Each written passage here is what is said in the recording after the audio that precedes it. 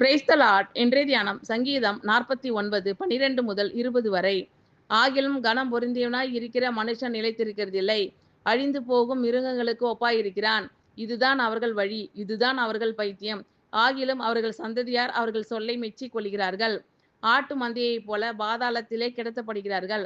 மரணம் அவர்களை மேய்ந்து போடும். செம்மையானவர்கள் அதிகாலையில் அவர்களை ஆண்டு கொள்வார்கள். அவர்கள் தங்கள் வாசஸ்தலத்தில் நிலைத்திருக்க கூடாதபடி அவர்களுடைய ரூபத்தை பாதாளம் அழிக்கும். ஆனாலும் தேவன் என் ஆத்துமாவை பாதாளத்தின் வல்லமைக்கு தப்புவித்து மீட்பார். அவர் என்னை ஏற்றுக்கொள்வார். ஒருவன் ஐசுவரியவன் ஆகி அவன் வீட்டின் மகிமை பெருகும்போது நீ பயப்படாதே. அவன் மரிக்கும்போது ஒன்றும் கொண்டு போவதில்லை. அவன் மகிமை அவனை பின்பற்றி செல்வதும் இல்லை.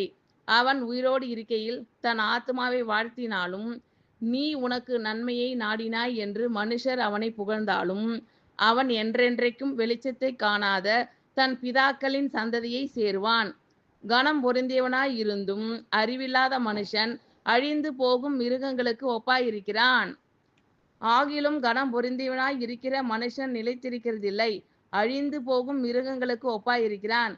இதுதான் அவர்கள் வழி, இதுதான் அவர்கள் பைத்தியம். ஆகிலும் அவர்கள் சந்ததியார் அவர்கள் சொல்லை மெச்சிக் கொள்கிறார்கள். ஆட்டு மந்தையைப் போல பாதாளத்திலே கிடத்தப்படுகிறார்கள். மரணம் அவர்களை மேய்ந்து போடும். செம்மையானவர்கள் அதிகாலையில் அவர்களை ஆண்டு கொள்வார்கள். அவர்கள் தங்கள் வாசஸ்தலத்தில் நிலைத்திருக்க கூடாதபடி அவர்களுடைய ரூபத்தை பாதாளம் அழிக்கும். ஆனாலும் தேவன் என் ஆத்துமாவை பாதாளத்தின் வல்லமைக்கு தப்புவித்து மீட்பார். அவர் என்னை ஏற்றுக்கொள்வார். ஒருவன் ஐசுவரியவன் ஆகி அவன் வீட்டின் மகிமை பெருகும்போது நீ பயப்படாதே. அவன் மரிக்கும்போது ஒன்றும் கொண்டு போவதில்லை. அவன் மகிமை அவனை பின்பற்றி செல்வதும் இல்லை.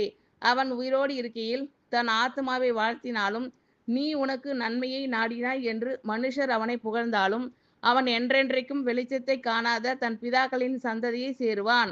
கனம் பொருந்தியவனாய் இருந்தும் அறிவில்லாத மனுஷன் அழிந்து போகும் மிருகங்களுக்கு ஒப்பாயிருக்கிறான். ஆகிலும் கனம் பொருந்தியவனாய் இருக்கிற மனுஷன் நிலைத்திருக்கிறதில்லை. அழிந்து போகும் மிருகங்களுக்கு ஒப்பாயிருக்கிறான். இதுதான் அவர்கள் வழி, இதுதான் அவர்கள் பைத்தியம். ஆகிலும் அவர்கள் சந்ததியார் அவர்கள் சொல்லை மெச்சிக் கொள்கிறார்கள். ஆட்டு மந்தையைப் போல பாதாளத்திலே கிடத்தப்படுகிறார்கள். மரணம் அவர்களை மேய்ந்து போடும். செம்மையானவர்கள் அதிகாலையில் அவர்களை ஆண்டு கொள்வார்கள். அவர்கள் தங்கள் வாசஸ்தலத்தில் நிலைத்திருக்க கூடாதபடி அவர்களுடைய ரூபத்தை பாதாளம் அழிக்கும். ஆனாலும் தேவன் என் ஆத்துமாவை பாதாளத்தின் வல்லமைக்கு தப்புவித்து மீட்பார். அவர் என்னை ஏற்றுக்கொள்வார். ஒருவன் ஐசுவரியவன் ஆகி அவன் வீட்டின் மகிமை பெருகும்போது நீ பயப்படாதே. அவன் மரிக்கும்போது ஒன்றும் கொண்டு போவதில்லை. அவன் மகிமை அவனை பின்பற்றி செல்வதும் இல்லை.